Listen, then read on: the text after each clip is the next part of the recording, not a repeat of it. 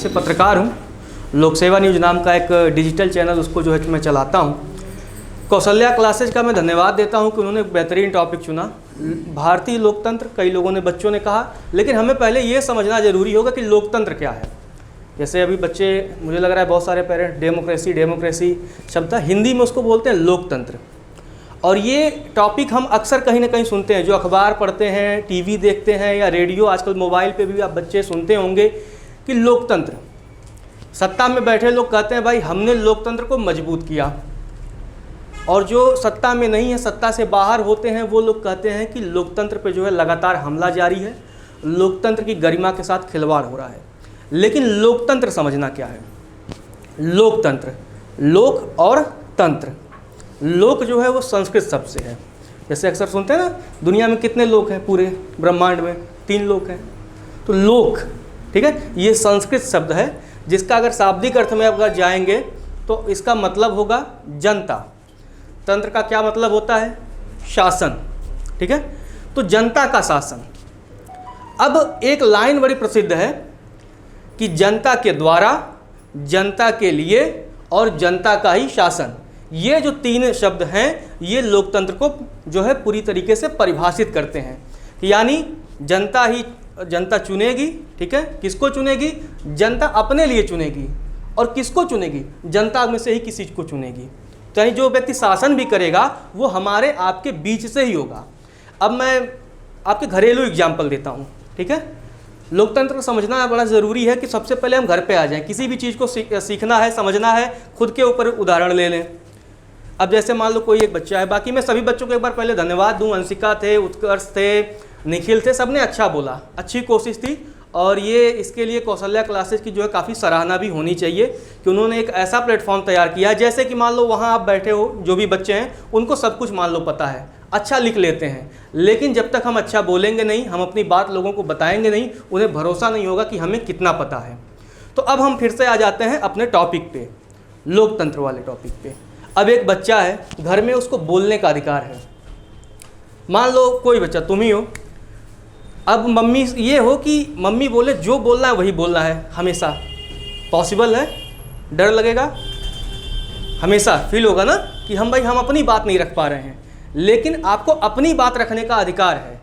आप मम्मी से अपनी कोई बात रख सकते हैं, पापा से आप अपनी कोई बात कह सकते हैं। ये क्या है? लोकतंत्र है। लेकिन यही हो, अब मम्मी और पापा जो सुनना चाहते हैं वही आप बार बार कहेंगे तो आज जो बच्चे का विकास है वो रुकेगा। लेकिन रजत भाई, एक 3 लाइन समझा दीजिए कि बात रखना और मैम वही आ रहा हूँ आ रहा हूँ हमको डर लगता है नहीं कहीं गड़बड़ ना हो। नहीं आ रहा हूँ। लेकिन ठीक है, आप अपनी बात रख रहे हो, लेकिन बात हमेशा क्या होनी चाहिए? सभ्य होनी चाहिए, ठीक है। बात में कभी भी जो भाषा बुरी होती है ना, जैसे लोग गाली गलौज या इस तरह के शब्दों का प्रयोग करते हैं, वो भाषा में नहीं आता। पहले तो ये दिमाग में क्लियर रहे कि जो भी अपशब्द होते हैं वो भाषा में आते नहीं हैं। सभ्यता ही भाषा है, ठीक है। हमारी जो भाषा में सभ्यता आएगी वही है।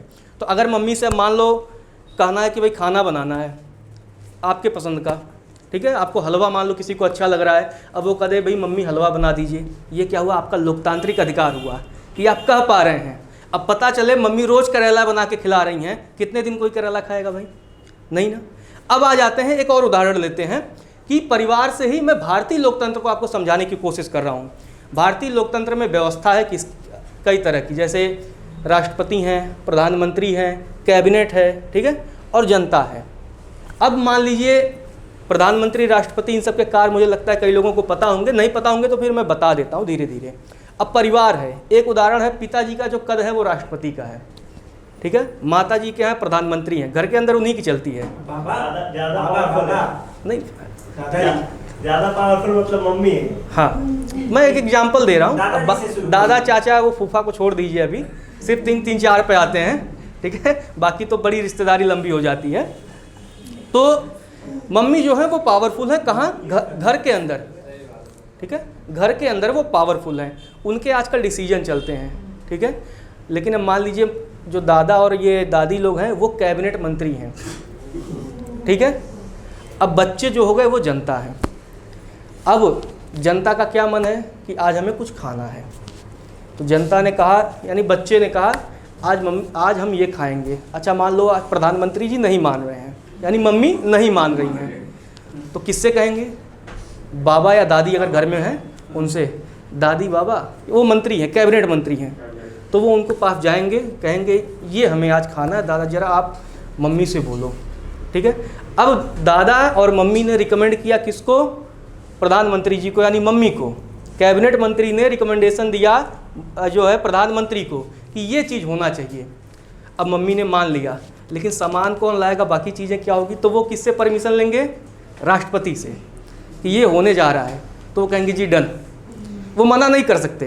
तो ठीक लोकतंत्र में वही हाल राष्ट्रपति का है जो घर में पिताजी का होता है, वो मना नहीं कर सकते, ठीक है। उन्हें अगर मम्मी ने बोल दिया, प्रधानमंत्री जी ने कह दिया, अच्छा तो ये भी है, मैं लोकतंत्र में एक चीज़ होता है, कोई बिल पास हो रहा है, ठीक है, उसको कानून बनना है, तो 2 बार से ज़्यादा राष्ट्रपति मना नहीं कर पाते। यानी मम्मी का आज मन है अगर बिल बनाने का, यानी खाना बनाने का, तो वो 2 बार से तीसरे बार वो मना नहीं कर पाएंगे, उनको मानना पड़ेगा। तो यही हाल लोकतंत्र में राष्ट्रपति का होता है। जब कोई कानून बनता है तो 2 बार से ज़्यादा वो तीसरे बार मना नहीं कर पाते, उनको मजबूरी में सर झुका के, नज़रें झुका के उन्हें उस बिल पे जो है हस्ताक्षर करके उसको वो कानून बनाते हैं, ठीक है।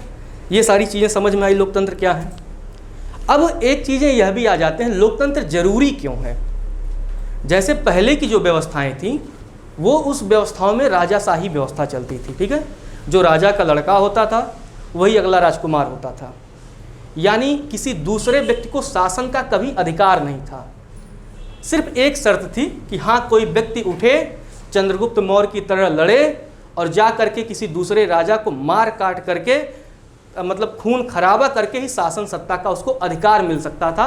लेकिन लोकतंत्र ने, हालांकि इसके उदाहरण तमाम हैं ऐसे कि बहुत बार लोग लोकतंत्र में भी सत्ता पाने के लिए तमाम चीज़ों का दुरुपयोग करते हैं, लेकिन मैं जैसे फिर से कहता हूं कि ऐसा लोग करते हैं, लेकिन ऐसा कहीं वर्णित नहीं है, वर्णन नहीं है।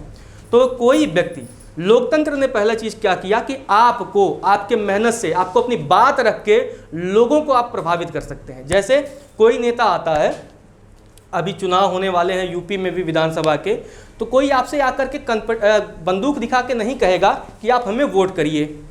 वो आके अपनी बात रखेगा कि हम आपके लिए ऐसा कर सकते हैं, हम आपके लिए अच्छा करेंगे, बुरा करेंगे। अब ये आपका अधिकार होता है कि आप उसको मतदान करें या ना करें। आप बाध्य नहीं हैं किसी व्यक्ति के प्रति, यानी आपके पास अपना अधिकार है और उस अधिकार को आप चाहे किसी को बताएं, चाहे किसी को आप ना बताएं। जैसे यह भी है, आपको इस देश के संविधान ने अधिकार भी दे रखा है कि अगर जिसको आपने मतदान किया, ज़रूरी नहीं है कि आप उसको डिस्क्लोज करें। आप अपने पति, आप अपने बेटे या अपनी बेटी, किसी को आप बता नहीं सकती कि आपने किसको मतदान किया है। तो ये आपका जो है व्यक्तिगत अधिकार है। ये सारी चीज़ें स्टूडेंट्स के लिए ज़्यादा जरूरी है कि आप की पॉइंट्स पकड़ें। जब आप स्पीच देते हैं तो आपको ये पॉइंटर्स रखने होते हैं, आप सिर्फ इंग्लिश में उसको पढ़ नहीं सकते, ठीक है। ठीक है। क्या होता है, आज़ादी की अपनी सीमाएं होती हैं। जैसे अब लोकतंत्र ये है कि आप घूम सकते हैं, लेकिन घूमने की क्या लिमिटेशन है, शाम तक घर आ जाना है। ये लोकतंत्र की अपनी बाध्यताएं हैं। लोकतंत्र अगर आपको अधिकार देता है, ठीक है, चाहे वो बोलने का, चाहे वो पढ़ने का, चाहे वो धरना देने का, ठीक है, चाहे वो खाने का, पीने का, पहनने का, कुछ भी, लेकिन उसकी साथ साथ कर्तव्य भी देता है, रिस्पॉन्सिबिलिटी भी देता है कि जिस देश की लोकतंत्र ने, जिस समाज के लोकतंत्र ने या परिवार ने भी, अगर आपके परिवार ने आपको फ्रीडम दे रखी है, आज़ादी दे रखी है, तो उसकी भी अपनी सीमाएं हैं कि उसका आप रिस्पेक्ट करें। जितना मिल रहा है उतने में संतोष करें। अब ऐसा ना हो कि आप जो है, जो भी आपको आज़ादी मिल रही है, उस आज़ादी का आप दुरुपयोग करें, ठीक है। तो लोकतंत्र की ये अपनी सीमाएं हैं। अब जैसे ये शब्द बड़ा भारी भरकम है, लेकिन शब्द के साथ साथ ये जिम्मेदारी भी काफ़ी देता है। तो ये जो मैंने कहा कि ध्यान रखना कि लोकतंत्र अधिकार तो देता है, लेकिन साथ साथ सीमाएं भी देता है, उसकी अपनी लिमिटेशन है। अब जैसा रोज़ रोज़ तुम्हारे मन का मैगी नहीं बन सकता, समझ रहे हो ना, उसकी भी अपनी लिमिटेशन है कि 1-2 दिन खा लो, 3 दिन खा लो। अब पता लगे तुम्हारा डेली का हैबिट हो रहा है, तो उस केस में मम्मी या पापा कोई भी डांट के वो चीज़ बंद भी करा सकते हैं, ठीक। अगर बोलने की आज़ादी देता है लोकतंत्र कि आप अपनी बात रख सकें, तो साथ साथ ये भी देता है कि आपकी बात से किसी को दुख भी ना हो, किसी को कष्ट भी ना पहुँचे। अगर लोकतंत्र आपको ये अधिकार देता है कि आप सरकार के खिलाफ जाके धरना प्रदर्शन कर दें, तो यही लोकतंत्र आपको लिमिट भी करता है, लिमिटेशन भी आपको देता है कि आपके धरने की वजह से, आपके प्रदर्शन की वजह से किसी दूसरे को तकलीफ ना पहुँचे। ठीक है, आप खुशियाँ मनाएं, लेकिन आपकी खुशियों की वजह से किसी को कोई तकलीफ ना हो। अब मुझे लगता है कि काफ़ी मैंने बोल दिया। जो भी बच्चे हैं या पेरेंट्स हैं, किसी से भी अगर लोकतंत्र से संबंधित कोई सवाल है तो आप पूछ लीजिए। किसी को लग रहा है क्या समझ में आया, क्या नहीं आया? रजत जी, आप हमारे टॉपिक, आप भारतीय लोकतंत्र से कितने संतुष्ट हैं? संतुष्ट? तो आप कितने संतुष्ट हैं? देखिए, सबकी अपनी सीमाएं हैं। ठीक है, मैं मानता हूँ मैं संतुष्ट हूँ। इसलिए संतुष्ट हूँ कि आज जो भारत का जो भी, चाहे पहले का रहा हो चाहे अब का भी जो माहौल है, उस माहौल में कहीं ना कहीं आप अपनी बात अभी भी रख सकते हैं। उस केस में आपको कोई तोप से उड़ाने नहीं आएगा। हाँ, लेकिन मैं यह भी मानता हूं कि जिन लोगों को लगता है कि लोकतंत्र खतरे में है, मैं फिर से वही बात हमेशा कहता हूं कि अगर आपके अधिकार आपके हैं, तो आपके अधिकारों की वजह से किसी दूसरे के अधिकारों का हनन कभी नहीं होना चाहिए। जैसे अगर मुझे अधिकार है प्रोटेस्ट करने का, तो मैं सड़क पे अगर प्रोटेस्ट कर रहा हूँ तो मेरी वजह से हजारों लोगों के अधिकार बाधित होंगे। वो अधिकार बाधित होंगे जो उन्हीं का संविधान ये कहता है कि आपको भी उस सड़क पे चलने का अधिकार है। और मेरी वजह से अगर किसी के सड़क पे चलने का अधिकार अगर छीन रहा है, तो फिर मैं जो प्रदर्शन कर रहा हूँ वो लगता है